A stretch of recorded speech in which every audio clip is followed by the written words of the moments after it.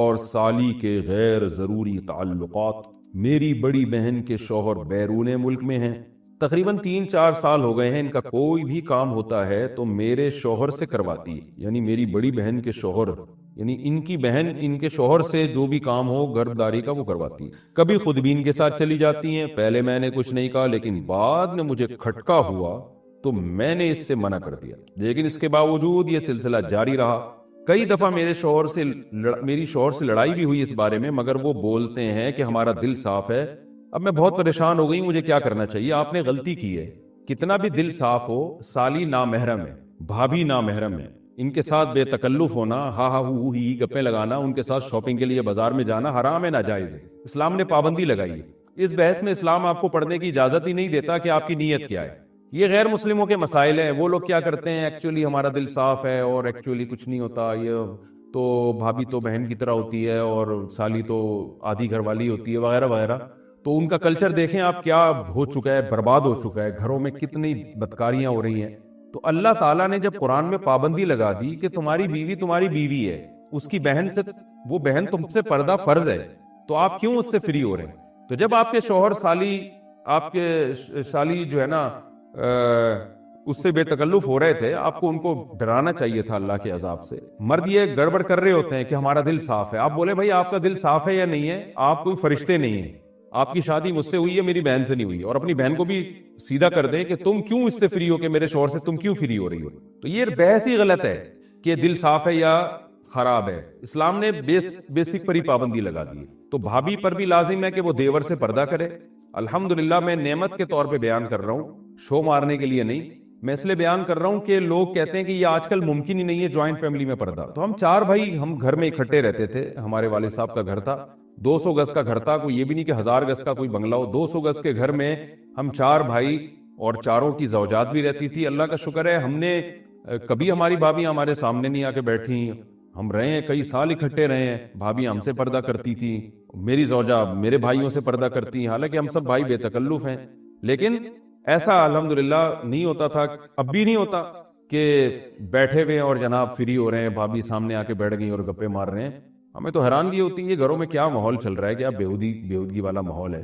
تو بالکل غلط ہے، اس کو ٹھیک ہے، میں نہیں کہہ رہا کہ سارے غلط ہیں، کوئی بھابھی دیور سے بے تکلف ہو رہی ہے تو اس کی نیت خراب ہے، میں نیتوں پہ ڈاکے نہیں ڈال رہا، نہ میں شبہ کر رہا ہوں، لیکن اسلام نے ایک ضابطہ اصول بیان کر دیا ہے کہ نامحرم از نامحرم۔ آپ کی بہن ہے اس سے بے تکلف ہوں، اپنی خالہ سے پھپھی سے بے تکلف ہوں، اپنی بھانجی سے، بیٹی سے، سوتیلی بیٹی سے، یہ آپ کی بیٹیاں ہیں، پوتیاں، نواسیاں، یہ آپ کی اولادیں ہیں، اس کے علاوہ آپ کسی عورت سے فری نہیں ہو سکتے، ہاں ہاں وہ نہیں کر سکتے۔ ممکن ہے لوگ کہیں مفتی صاحب آپ بھی تو سما ٹی وی پہ فری ہو رہے تھے، وہ بہت لوگوں نے اعتراض کیا نا، تو میں جو میرا انٹرویو لے رہی تھی نا سما ٹیلی ویژن پہ، وہ میرے سامنے نہیں تھی اور مجھے نہیں پتا تھا انہوں نے دوپٹہ لیا ہوا کہ نہیں لیا ہوا، میرے سامنے ایک موٹی موٹی مونچھوں والا آدمی بیٹھا ہوا تھا، تو اس لیے اس کو یہ کہنا کہ سامنے بیٹھ کے کسی لڑکی سے فری ہو رہا ہوں، یہ الزام غلط ہے۔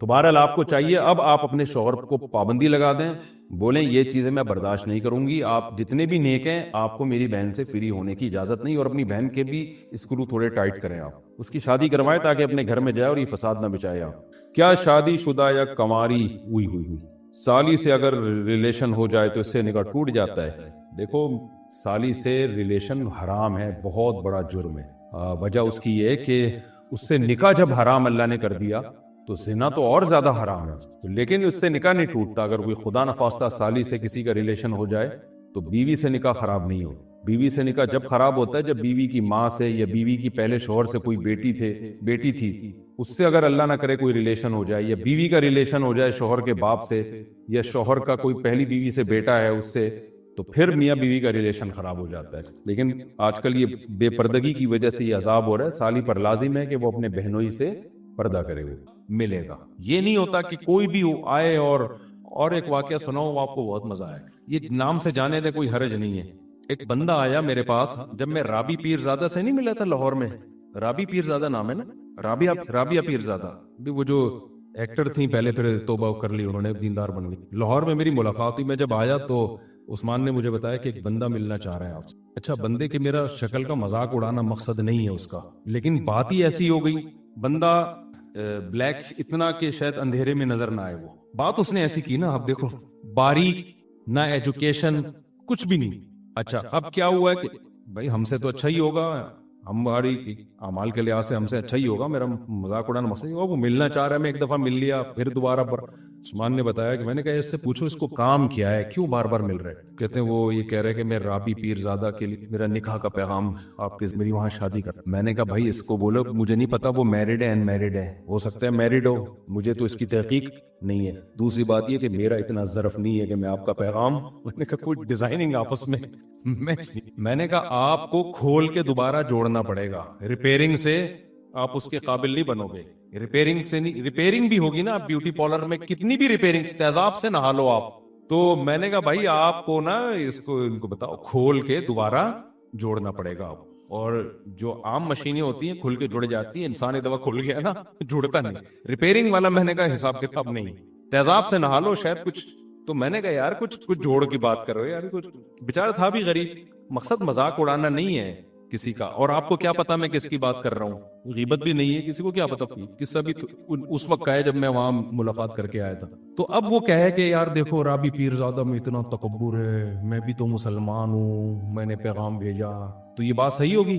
بھائی اسلام نے کہا ہے کہ جہاں بھی نکاح ہو لڑکا لڑکی کے جوڑ کا ہونا چاہیے, تبھی زندگی اچھی اور کامیاب گزرتی, ورنہ گزرتی نہیں ہے. تو اب یہ جو میں نے بتایا نا طلاق یافتہ خاتون نے گاڑی روک کے شکریہ ادا کیا, وجہ کیا ہے کہ ان کو ان کے اسٹینڈرڈ کا رشتہ مل گیا, تبھی شکریہ ادا کیا, خوش زندگی گزر گئی. ورنہ وہ کہتی مجھے پھنسوا دیا دوسری کے چکر میں, یہ کہتی نا. تو ایسی بہت ساری خواتین ہیں.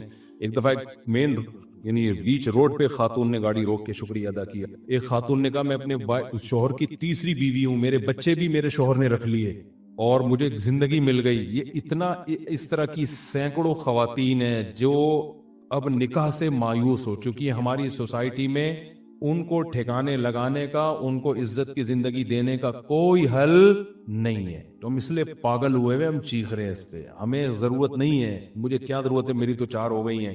پہلے تو لوگ کہتے شاید اپنی کے چکر میں ہیں, تو ہمیں کیا ضرورت ہے یار, ہم تو دکھڑا رو رہے ہیں. ہم مردوں کو عیاشی پہ نہیں ڈال رہے ہیں, ہم چاہ رہے ہیں کہ عورت کو عزت کے ساتھ گھر میں ٹھکانہ ملے. ہاں تو یہ میرا پہلے بھی فلسفہ تھا, تو میں لوگوں کو بتاتا تھا, لوگوں کو مانتے ہی نہیں تھے, بس یہی کہ عیاشی عیاشی. پھر میں نے کہا ان لوگوں کو سمجھانے سے بات, میں نے کہا ہاں عیاشی کرو. پھر لوگ آتے تھے نا کیوں کر رہے ہو شادی مجھ سے, میں نے کہا عیاشی کا دل کرے, کیا مطلب آپ مولوی ہو عیاشی کرو. میں نے کہا اپنے خرچے پہ کر رہا ہوں نا, بھیک مانگ آپ کے خرچے پہ کر رہا ہوں, میں کر رہا ہوں, میرے دل چاہ رہا ہے عیاشی کرنے. تو حرام عیاشی تھوڑی حلال ہے, تو آپ کا کیا مسئلہ ہے. تو جب یہ کہتا تھا نا پھر چپ ہو جاتے تھے. پھر کیا ہو جاتے تھے, پھر میں لوگوں کو میں کہتا یار میں اگر نہاری کھاتا ہوں اپنے خرچے پہ, آپ کو اس پہ اعتراض نہیں ہے. میں اگر برگر کھا رہا ہوں آپ کو اس کے, تو میں ایک اور شادی کر رہا ہوں تو آپ کو اس پہ کیوں اعتراض ہے. تو ایسے فضول باتیں ہیں. تو اس لیے لوگوں کو زیادہ ڈیٹیل میں جانے کی ضرورت نہیں ہے. آپ کر رہے ہو نا, لوگ اعتراض کر رہے ہیں ٹھرکی ہے عیاشی ہے, کہہ رہے بھائی ہے یار ہم تو ہے بھائی, ہمیں تو شوق ہے عیاشی کرنے. تو اگر کوئی حرام ہے تو بتاؤ, پھر ہم نہیں کریں گے. اگر حلال ہے تو بھائی ہمیں تو اللہ نے کیا کہا, اللہ میاں نے دنیا کی نعمتوں میں سب سے بڑی نعمت تو بیوی کو قرار دیا ہے. اور قرآن نے کیا کہا ہے, زُيِّنَ لِلنَّاسِ حُبُّ الشَّهَوَاتِ مِنَ النِّسَاءِ. اللہ نے مردوں کی نظر میں جو دنیا میں سب سے اٹریکٹیو چیز بنائی ہے نا, وہ برگر نہیں بنایا, وہ پیزا نہیں بنایا, وہ لڈو نہیں بنایا, وہ جلیبی نہیں ہے, وہ گاڑیاں نہیں ہیں, وہ بنگلے نہیں ہیں. اللہ نے مرد کے لیے, یہ حضرت بھی بوڑھے ہیں لیکن خوش ہو رہے ہیں بہت زیادہ, لگ رہا ہے جوان ہے ماشاءاللہ, حضرت بے ادبی معاف. تو اللہ میاں نے جو سب سے زیادہ اٹریکٹیو چیز قرآن کے مطابق مرد کے لیے بنایا ہے, وہ کس کو بنایا ہے, عورت کو بنایا ہے. ہاں اس کو ذلیل مت کرو کہ ٹیشو پیپر کی طرح استعمال کرو, اس کی ذمہ داری لو, اس کو عزت کے ساتھ بیوی بنا کے گھر لے کر آؤ, اس کے بچوں کی کفالت کرو, اس کے باپ کو اپنا باپ بناؤ, اس کی ماں کو اپنی ماں بناؤ. فادر ان لا, مدر ان لا, برادر ان لا اور سسٹر ان لا, یہ سارے ان لاز آ جاتے ہیں نا جہیز میں. کیا خیال ہے, گرل فرینڈ سے کچھ بھی نہیں آتا, ہمیں جہیز بھی یہی ملا ہے. وہ والا جہیز تو ہمیں وہ ملا بھی نہیں. سالے ہیں میرے ماشاءاللہ ہول سیل کے حساب سے, سب کو رسپیکٹ دینی پڑتی ہے. سسرز ہیں, ساسز ہیں, ٹھیک ہے نا. تو اللہ میاں نے کہا تو بھائی اگر لوگ تنگ کیا کریں نا, بولے ہاں بھائی ہم کیا کر رہے ہیں, ہم عیاشی کرنے, جاؤ اسی کی تحصیل. تو میں یہ کہہ رہا تھا قرآن میں اللہ نے کیا کہا, حب الشہوات من النساء, سب سے زیادہ اٹریکٹیو ہم نے تمہارے لیے کس کو بنایا ہے, عورت کو. تو وہ ناجائز بھی ہے, وہ جائز بھی ہے. ناجائز عذاب ہے اور جائز کیا ہے, برکت ہے, رحمت ہے. ابراہیم علیہ السلام اللہ کے خلیل, انہوں نے نکاح کیا. ابھی میں نے بیان میں حضرت موسیٰ کا تذکرہ کیا نا, اللہ کو کتنے محبوب تھے موسیٰ کلیم اللہ, میں نے بتایا نا بیان میں بار بار اللہ پروناؤن کی جگہ موسیٰ کا نام لے رہے ہیں، لمبی لمبی باتیں کر رہے ہیں. موسیٰ علیہ السلام کو جب مدین گئے تو وہ جو لڑکی آئی اس کے والد نے ایک دفعہ آفر کی کہ میں ان 2 بیٹیوں میں سے ایک کا آپ سے نکاح کرنا چاہتا ہوں، 10 سال بکریاں چرانی پڑیں گی. حضرت موسیٰ نے کہا کہ ابے بھائی 10 سال بکریاں چراؤ پھر ایک عدد دی، میں دنیا سے مجھے بالکل بھی لگاؤ نہیں، مجھے نہیں کرنا یا عیاشی، میں ایسے ہی زندگی گزاروں گا، اللہ اللہ کروں گا. نہ موسیٰ علیہ السلام نے فوراً کیا ذالک بینی و بینک، ہاتھ بڑھائیں، میرا آپ کے ساتھ ایگریمنٹ کیا ہے، مجھے بیوی چاہیے، 10 سال بکریاں چرانے پر کیا ہوں میں راضی. فوراً قبول کر لیا. اس لیے علامہ ابن کثیر نے لکھا کہ اتنی بڑی فضیلت ہے نا نکاح کہ کلیم اللہ نے 10 سال مہر میں بکریاں چرائی ہیں، اتنی بڑی فضیلت ہے. اور اس کے بعد بھی موسیٰ علیہ السلام نے نکاح کیے ہیں. بائبل میں ہے کہ 4 بیویاں موسیٰ علیہ السلام کی تھیں، تو کلیم اللہ کتنی شادیاں کر رہے ہیں؟ 4 شادیاں کر رہے ہیں. تو مجھے اور آپ کو کیا تکلف کی پھر ضرورت ہے بھائی؟ ہم کون ان سے زیادہ نیک ہیں کیا؟ اور سب سے بڑی بات تو ہمارے پیغمبر کو تو دنیا سے رغبت ہی نہیں تھی. 24 گھنٹے میں ایک دفعہ بمشکل کھانا کھاتے تھے. آپ کا گھر دیکھو کیسا تھا، جس بستر پہ سوتے تھے کوئی گدا نہیں تھا. حضرت عمر ایک دفعہ آپ کے گھر گئے تو کھجور کی چٹائی کے نشانات جسم پہ پڑے ہوئے ہیں. حضرت عمر کہتے ہیں میری آنکھوں سے آنسو نکل گئے. دیکھا ایک پیالہ پڑا ہوا ہے، اسی میں پینا بھی ہے، اسی میں کھانا بھی ہے. کوئی برتنوں کا ڈنر سیٹ گھر میں موجود نہیں تھا. 40 دن گھر میں چولہا جلنے کی نوبت ہی نہیں آتی. کیوں؟ اس لیے کوئی ایسی چیز ہی نہیں تھی جس کو پکائیں. کھجور پانی پہ 40 دن گزارا ہو رہا ہے. یہ تو دنیا میں آپ نے رکھی ہے. ایک دفعہ آپ کے پاس بکریوں کا ریوڑ آیا ہدیے میں، سارا اسی وقت صدقہ کر دیا. بھوک سے حالت بعض دفعہ یہ ہو جاتی کہ آپ گھر سے نکلتے، یہ حالت ہو جاتی بھوک سے. بیویاں کتنی رکھی ہوئی ہیں ایٹ اے ٹائم؟ 9. تو اس سے پتہ چلتا ہے بھائی اتنے دلائل کے بعد بھی کوئی بولے کہ نہیں تو پھر ڈھیٹ آدمی ہے، اس کا کوئی علاج. اس سے پتہ چلتا ہے بھائی اس میں اللہ نے کوئی برکت رکھی ہے. زیادہ نکاحوں میں، زیادہ اولاد میں یہ برکت ہے، خوشیاں ہیں اس میں. تو نبی نے فرمایا حبب الی النساء والطیب، اللہ نے دنیا کی 2 چیزیں میری نظر میں محبوب بنائی ہیں، ایک نکاح اور ایک خوشبو بہت استعمال کرتے تھے نبی صلی اللہ علیہ وسلم، بہت زیادہ خوشبو. تو صحابہ کہتے ہیں ہمیں نبی کے گھر سے نکلنے کی خبر خوشبو کے جھونکے سے ہوتی تھی. جیسے ہی خوشبو کے جھونکے آنا شروع ہوتے ہمیں پتہ چلتا کہ نبی صلی اللہ علیہ وسلم اپنے گھر سے نکلے ہیں. کیونکہ نفیس لوگوں کا کام ہے نا، نفیس خوشبو کا استعمال، جو صفائی ستھرائی. ہمارے نبی کو صفائی سے بہت زیادہ لگاؤ تھا. تبھی تو آپ دیکھو دن میں 20 دفعہ اپنے دانت صاف کرتے ہیں، 20 دفعہ، صبح اٹھنے سے پہلے، رات کو سونے سے پہلے، ہر نماز کے وقت. صفائی مزاج میں بہت. کچا پیاز نہیں کھاتے کہ اس میں اسمیل آتی ہے، بدبو سے بے انتہا نفرت. تو ہمارے نبی کا مزاج تھا بادشاہوں سے بھی اوپر کا، بہت زیادہ صفائی. آپ نے حکم دیا غسل کرنے کا، اور فرمایا کہ یہ گھٹنے جو ہے نا، گھٹنوں میں جو میل ہوتا ہے اس کو دھونے کا الگ سے حکم دیا. عرب میں تھوڑی یہ صفائی تھی بھائی. اور ایک یتیم پیغمبر ان کو بتا رہے ہیں کہ اس کو الگ سے صاف کیا کرو. تو جو جہاں میل زیادہ جم جاتا ہے، اتنی زیادہ صفائی، اور پھر اسی میں خوشبو. تو اور گھر کی حالت کیا ہے؟ نہ کھانے کو روٹی ہے، نہ کوئی ڈنر سیٹ ہے، نہ برتن ہے، بالکل ایسے ہی مسافروں والی زندگی. لیکن نکاح میں آپ نے کمی نہیں کی. پتہ ہے آپ کو نبی صلی اللہ علیہ وسلم نے جب اپنی ازواج کو غربت کی وجہ سے اختیار دیا نا، غربت کی وجہ سے اللہ نے آپ کو اختیار دیا نبی نے کہ بھئی میں تو اسی غربت میں رہوں گا، آپ رہو تو ٹھیک ہے، نہیں تو مجھ سے علیحدگی لے لو. تو نبی کی ازواج نے آپ صلی اللہ علیہ وسلم کو ترجیح دی کہ ہم اسی غربت میں آپ کے ساتھ گزارا کرنے کے لیے تیار ہیں، ہمیں طلاق نہیں چاہیے. تو اللہ نے اس کا صلہ یہ دیا کہ نبی پہ پابندی لگا دی مزید نکاح کرنے پر، کہ جو آپ کی 9 بیویاں ہیں انہوں نے اتنی قربانی دی، اسی غربت میں قربانی دی ہے، اور اب آپ کے ساتھ رہنے پر یہ آمادہ ہیں. گھر میں کھانے کو روٹی نہیں ہے، لیکن انہوں نے کہا کہ ہمیں نبی کا ساتھ چاہیے. تو اللہ نے پابندی لگائی لا یحل لک النساء من بعد، اے نبی اب آپ کے لیے مزید نکاح کی اجازت، اب ان پہ سوکن نہیں آ سکتی. جب انہوں نے قربانی دی ہے تو اللہ بھی کہہ رہے. آگے اللہ نے کیا پھر حدیث سے یہ بات ثابت ہے کہ اللہ نے یہ پابندی نبی سے اٹھائی، مگر نبی نے نکاح کیا نہیں. اس کے بعد اللہ نے پابندی اٹھا دی. جب اللہ نے پابندی اٹھائی نا تو حضرت عائشہ نے فرمایا ما ارا ربک الا یسارع فی ہواک، یا رسول اللہ میں تو دیکھتا ہوں آپ کا رب آپ کی خواہشات کا بڑا خیال کرتا ہے، اس نے آپ کو مزید شادیوں کی دوبارہ اجازت دے دی ہے. بلکہ حضرت عائشہ کے الفاظ یہ نہیں ہے کہ میں دیکھتی ہوں کہ آپ کا رب آپ کی خواہشات کا خیال کرتا ہے، بلکہ حضرت عائشہ کہتے ہیں ما ارا ربک، میں تو سمجھتی ہوں اللہ آپ کی خواہشات پوری، اللہ آپ کی بس خواہشات پوری کرنے میں لگا ہوا ہے. حضرت عائشہ کو تو غصہ آیا تھا نا کہ مزید کی اجازت مل گئی، تو اللہ تو آپ کی خواہشات کے پیچھے ہے، در پہ ہے کہ بس آپ کی نبی کی خواہش پوری کرنی ہے تو اجازت دو ان کو. لیکن نبی نے کی نہیں شادی پھر دوبارہ. تو اس سے پتہ چلتا ہے بھائی یہ جو ہمارے مذہب کا حصہ ہے یہ، اس میں قناعت کوئی اچھا کام آپ نہ کریں. آپ ٹینشن اٹھانے کے لیے تیار نہیں ہیں، آپ سمجھتے ہو میرے خرچے بڑھ جائیں گے، پہلی بیوی کی طرف سے ریئیکشن ہوگا، پٹوں گا، بدنامی ہوگی، آپ میں تپڑ نہیں ہے تو نہ کرو بھائی. لیکن اس کو کوئی اچھا کام نہ سمجھو کہ ایک پر اکتفا کوئی ثواب کا کام ہے. اسلام میں زیادہ کرنا ثواب کا کام ہے. اس کی وجہ یہ ہے کہ صرف آپ کی خواہش پوری نہیں ہوتی، ایک عورت کو ایک اچھا مرد مل جاتا ہے، زنا سے بچ جاتی ہے، ساری زندگی کا نان نفقہ. کیونکہ اسلام میں نکاح اور گوروں میں نکاح میں بڑا فرق ہے. گورا جب شادی کرتا ہے تو چائے کی پیالی بھی بیوی کو نہیں پلاتا، وہ ساری زندگی میاں بیوی خود کماتے ہیں، خود کھاتے ہیں. اسلام میں شادی کا مطلب کیا ہے کہ آپ نے عیاشی کی نیت تھی آپ کی، بھلے کر لی، اب ساری زندگی کی رسپانسبلٹی کس کی ہے؟ اب آپ کی. اس کو الگ گھر بھی دینا ہے، اس کا گیس بجلی کا بل بھی دینا ہے، اس کے بچوں کی ڈلیوری کا خرچہ، اس کے بچوں کی پڑھائی کا خرچہ، اس کے بچوں کی بیماریاں کا خرچہ، اور پھر اس کے ساس سسر، جب آپ کے ساس سسر اس کے والدین آئیں گے ان سے بنا کے رکھنی ہے، صلہ رحمی ہے، وہ ایک لمبی لسٹ ہے. تو یہ عیاشی دیکھنے میں عیاشی ہے، حقیقت میں عیاشی نہیں. سمجھتا ہے کہ نہیں؟ ابھی بھی ٹھیٹ بہت ہیں یار آپ لوگ، بہت ٹھیٹ لوگ. نہیں سمجھو، ایسے ہی چل. ہم دو ساتھی ڈیرہ اسماعیل خان سے ملاقات کے لیے آج نہیں مل سکتا، مجھے بہت ضروری کام سے اسپیڈ کے ساتھ جا. علماء میں کہتے ہیں کہ اچھے کاموں کی لسٹ بتا دیں جو ضرور. آج لسٹیں بہت آ رہی ہیں بھائی اچھے کام میں، کہ نماز پڑھو، فرض نماز پابندی سے، رمضان کے روزے ہیں، زکوٰۃ ہے، زندگی میں ایک بار حج ہے. یہ تو 4 ارکان ہیں اسلام کے. اس کے علاوہ اچھے کاموں میں کیا ہے؟ صدقہ خیرات کرتے رہا کرو.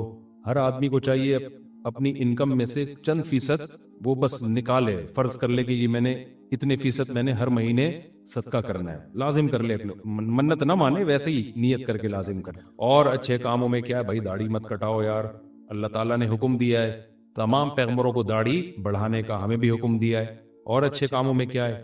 حقوق العباد، اللہ کے حقوق میں یہ بھی بد نظری مت کرو، زنا مت کرو. اللہ نے اس کے لیے الٹرنیٹ ہمیں کیا راستہ دیا ہے بھائی؟ نکاح کا راستہ دیا ہے. وہ کرتے نہیں ہو، ادھر جا کے پتہ نہیں کیا کیا کر رہے ہو.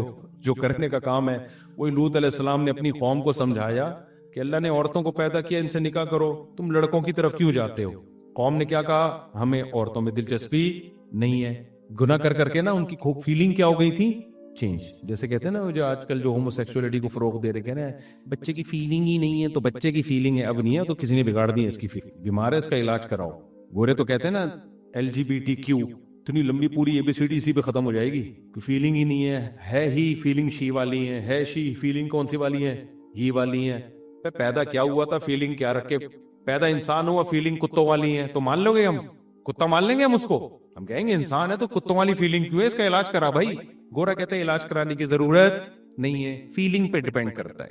اگر آپ ہی ہیں فیلنگ شی والی ہیں تو شی سمجھا جائے گا آپ کو. اگر آپ شی ہیں فیلنگ ہی والی ہیں تو ہی سمجھا جائے گا. میں کہتا ہوں اگر آپ انسان ہیں فیلنگ گدھے والی ہیں تو گدھا سمجھ لیں گے ہم اس کو. کیا ہو گیا بھائی؟ نہیں سمجھیں گے بھائی. خالی فیلنگ سے تھوڑی ہوتا ہے یار. تو فیلنگ خراب ہو گئی ہیں اس کی. تبھی میں نے کہا تھا کہ جلدی شادی کر لیا کرو نا. دیکھو آئنسٹائن کا نظریہ اضافت ہے، پتہ ہے آپ کو؟ یہ بہت اہم بات ہے. آئنسٹائن سے میں نے نیوٹن سے بہت کچھ سیکھے، کہ آئنسٹائن سے بہت کچھ سیکھے. سائنسدان تو اس سے کچھ اور سیکھ رہے ہوتے ہیں، ہم کچھ اور نکال رہے ہوتے ہیں اس. آئنسٹائن کا ایک نظریہ اضافت ہے کہ اس کائنات میں کسی بھی حقیقت کو سمجھنا ہمارے لیے ممکن، اس کا میں اپنے الفاظ میں ایکسپلین کر رہا ہوں. یہ بہت اہم بات ہے، اچھی طرح کھوپڑی شریف میں بٹھا لو. اس کائنات میں نا کسی بھی چیز کو کی حقیقت کو بیان کرنا ممکن نہیں ہے. ہم کسی بھی چیز کو سمجھتے ہیں اس کے اپوزٹ سے، اس کے جوڑے سے. یہ میں دیسی سٹائل میں سمجھا رہا ہوں، میں کوئی سائنسدان یا پروفیسر تو نہیں ہوں نا یونیورسٹی کا. مثال کے طور پر ہم جو کہتے ہیں یہ چیز گرم ہے، تو گرم کس کے مقابلے میں؟ ٹھنڈے کے مقابلے. یہ ٹھنڈی ہے تو کس کے مقابلے میں؟ گرم. ورنہ ٹھنڈ کو خود سے کوئی ایکسپلین کر سکتا ہے؟ ناممکن ہے. ہم کہتے ہیں یہ اس کا وزن 10 کلو ہے، تو یہ 10 kg ہم نے ایک یونٹ فرض کی ہوئی ہے کہ 1 kg اتنا ہوتا ہے. اس کے لحاظ سے یہ کتنا، ہاں جہاں مرد ظلم کر رہا ہے عورت کے اوپر، مار پیٹ رہا ہے بے تحاشا اس کو، چاہے وہ KPK ہو، چاہے وہ پنجاب ہو، چاہے وہ کراچی ہو، وہ تو ہر جگہ ہی ہوتا ہے. اس ظلم کا شریعت نے ایک حل رکھا ہے. اس ظلم کے خلاف تو سب مل کے آواز اٹھانی چاہیے, اور اس پہ سب سے زیادہ آواز بھی علماء اٹھاتے ہیں. بعض علاقوں میں یہ ظلم ہے, بچی کی شادی اس کی مرضی کے بغیر کی جاتی ہے, یہ ظلم ہے, چاہے کراچی میں ہو, چاہے KPK میں ہو, چاہے سندھ میں ہو. اس کے خلاف قانون سازی ہونی چاہیے, لیکن یہ کمبخت کبھی ان چیزوں کے خلاف قانون سازی نہیں کریں گے. ان کا مقصد ہے چڈی بنیان پہنا کے باہر نکال دو اس کو, بس آزادی کا یہ مطلب ہے ان کے یہاں. بعض علاقوں میں یہ دستور ہے, خاص طور پہ گاؤں دیہاتوں میں, بچی نہیں چاہ رہی ہوتی اس کی زبردستی ٹھوک دیتے ہیں, جاؤ یہاں. عمر کا بہت فرق ہوتا ہے, زبردستی اس کا نکاح کر دیتے ہیں. یہ تو کہیں بھی ہو, کراچی میں بھی ہوتا ہے, یہ سندھ میں بھی ہوتا ہے, پنجاب میں بھی ہوتا ہے, KPK میں بھی ہوتا ہے. تو میں نے پوچھا پانی کا, بہت بری, ناراض نہ ہونا, تو ہر جگہ ہوتا ہے یہ. اس کے خلاف تو شریعت میں بھی ہے, تو اس کا حل شریعت ہے.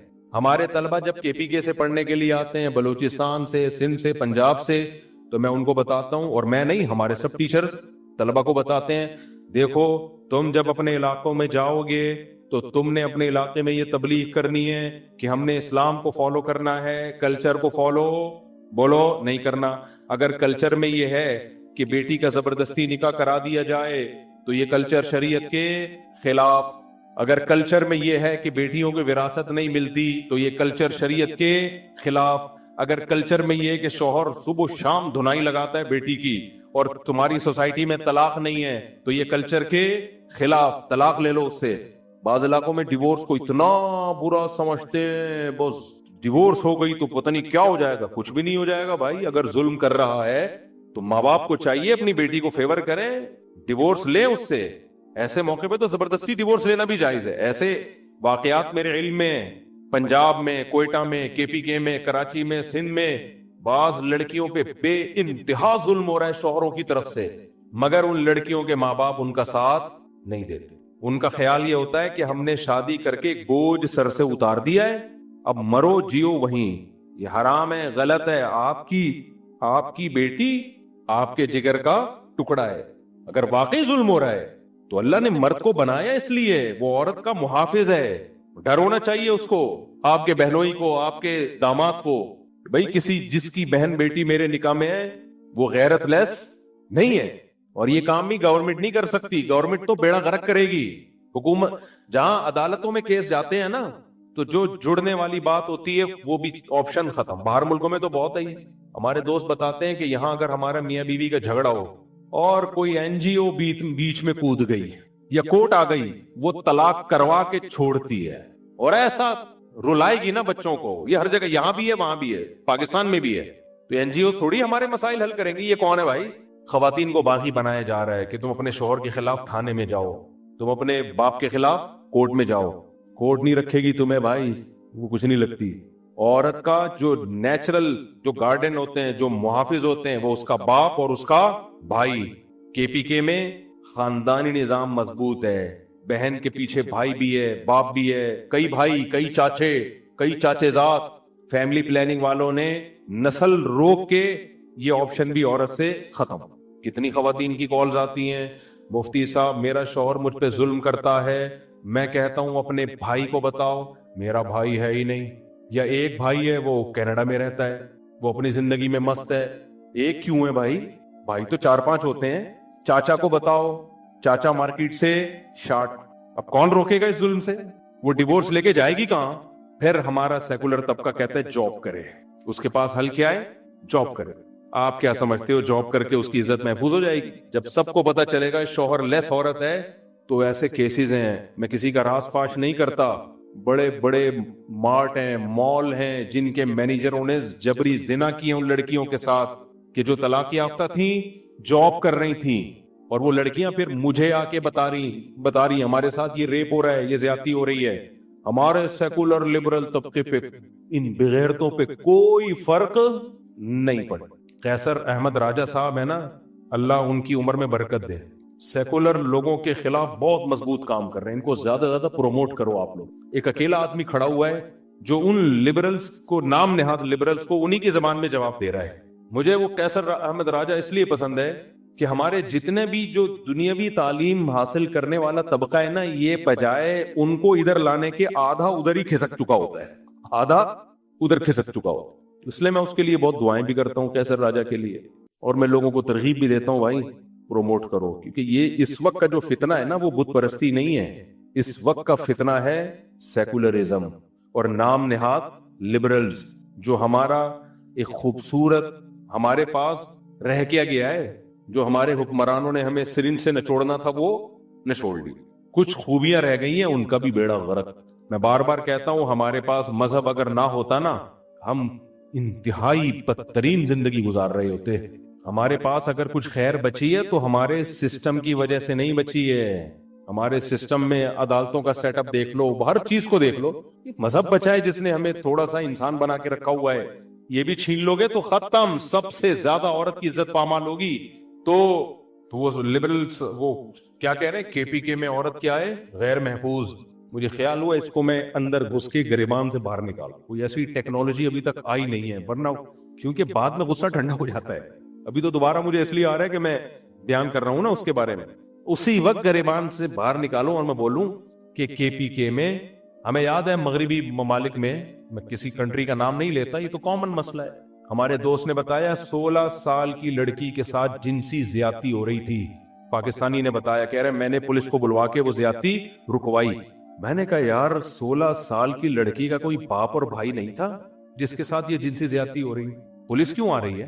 کے پی کے میں کوئی تصور کر سکتا ہے 16 سال کی لڑکی کو کوئی ہاتھ لگا دے، اس کا باپ اور بھائی چھوڑ دے گا؟ ہے بھائی، اللہ کرے، میں کسی کا نام لے کے رد اس لیے نہیں کرتا کہ مقصد کسی کو رسوا کرنا نہیں ہے، اللہ کرے میرا یہ کلپ نا اس طرح کے سیکولر لوگ جب کلپ بنا رہے ہوتے ہیں نا ان کے ساتھ میرا یہ کوئی چلا دے تاکہ فوراً جواب مل جائے۔ کہہ رہے کے پی کے میں عورت محفوظ نہیں ہے، بڑے ظلم کرتے ہیں پٹھان لوگ اپنی بیویوں پہ۔ مقصد کیا ہے؟ مقصد بے پردگی پھیلانا۔ جن علاقوں میں غیرت زیادہ ہوگی ان کی توپوں کا رخ ادھر کو زیادہ ہوگا۔ وہاں تصور نہیں ہے میرے بھائی کہ 16 سالہ لڑکی کو کوئی ہاتھ لگا دے، اس کا باپ اور اس کا بھائی پولیس نہیں بلائے گا۔ امریکہ والے پولیس بلاتے ہیں کیونکہ لڑکی کا نہ باپ کا پتہ نہ بھائی کا پتہ، آ جاتی ہے پولیس، اچھی پولیس ہے، بچا لیتی ہے۔ کے پی کے میں یا مسلمان کلچر میں، کے پی کے میں تو زیادہ ہے یہ پردہ، وہاں پر نسبتاً بلوچستان ہو گیا، کے پی کے ہو گیا، ان میں نسبتاً پردہ دوسرے شہروں کی نسبت زیادہ ہے۔ یہ تو ایک مشاہدہ ہے، نظر آ رہا ہے۔ میں تبھی جب کے پی کے جاتا ہوں نا ان کو بولتا ہوں تمہارے سارے فیملی سسٹم کو یہ یونیورسٹیاں کو ایجوکیشن سسٹم تباہ کرے گا، اور کر رہا ہے۔ خدا کے لیے اس کے خلاف آواز اٹھاؤ۔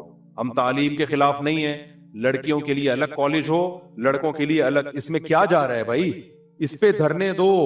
اسلامی جتنی بھی سیاسی جماعتیں ہیں ان کو بولو بھائی ہمارا یہ ہمارے خاندانی نظام کو بچاؤ، ہماری بچیاں باغی ہو رہی ہیں، ہمارے بیٹے باغی ہو رہے ہیں، کو ایجوکیشن سسٹم نہیں چاہیے ہمیں۔ اس پہ جب مضبوط آواز اٹھے گی تو کام ہوگا۔ کوئی آوازیں نہیں اٹھا رہا، نہ ہماری دینی تنظیمیں اٹھا رہی ہیں، نہ ہمارے مذہبی طبقہ آواز اٹھا رہا ہے، ٹھنڈے پیٹوں سب نے برداشت کر لیا ہے، تو آپ اگلی نسل کا تو بیڑا غرق ہو جائے گا پھر۔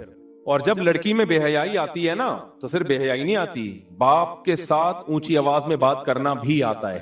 شوہر کی تو پھر کوئی 2 ٹکے کی حیثیت رہتی نہیں ہے، اور بالآخر یہی ہوگا، ایسی عورت انڈیویجول ہو جاتی ہے، باپ نے تعلق ختم، بھائی نے تعلق ختم۔ اینڈنگ کیا ہوتی ہے؟ وہی ہوتی ہے جو 9 مہینے بعد لاش ملی، سمجھ رہے ہو؟ یہ اینڈنگ ہوتی ہے۔ کے پی کے میں تو میں خاص طور پہ بلوچستان اور کے پی کے میں یہ باتیں میں کرتا ہوں خاص طور پہ کہ خدا کا واسطہ یار اپنے کلچر کو بچاؤ، اور تمہارا کلچر تمہاری یونیورسٹیاں تباہ کریں گی ایجوکیشن کے نام پہ۔ خدا کی قسم ہمیں ایجوکیشن سے نفرت نہیں ہے، اس ماحول سے نفرت ہے۔ لڑکیوں کے لیے الگ یونیورسٹیاں بنا دو، کیا جا رہا ہے یار اس میں؟ لڑکوں کے لیے الگ بنا دو، آواز اٹھاؤ کہ ہم نہیں برداشت کریں گے یہ نہ، اور لڑکیوں کو لڑکیاں پڑھائیں، لڑکوں کو مرد پڑھائیں۔ ایک تصویر آئی تھی کے پی کے سے، کے پی کے پشاور کسی اسکول کی، لڑکیاں بیچاری باحیا جوان لڑکیاں بیٹھی ہوئی ہیں اور ایک میل ٹیچر پڑھا رہا ہے، اور یہ یوں کر کے جھکی، ان کو شرم آ رہی ہے اس سے پڑھتے ہوئے۔ میں نے کہا یہ تھوڑے دن تک ہے، یہ آہستہ آہستہ یہ شرم ختم، کیونکہ سیکولر طبقے کی نظر میں عورت کا بے شرم ہونا کمال ہے، اس کو تعلیم کا مسئلہ نہیں ہے۔ میں نے بہت باحیا عورتیں دیکھی ہیں، باپردہ عورتیں دیکھی ہیں، فل ایجوکیٹڈ ہیں، وہ بہت پڑھی لکھی ہیں، ڈاکٹرز بھی ہیں، انجینئرز بھی ہیں، کمپیوٹر سائنس میں ماہر ہیں، لیکن ان میں حیا ہے۔ تو حیا ختم کرنے کو ماڈرنزم کا نام دے دیا۔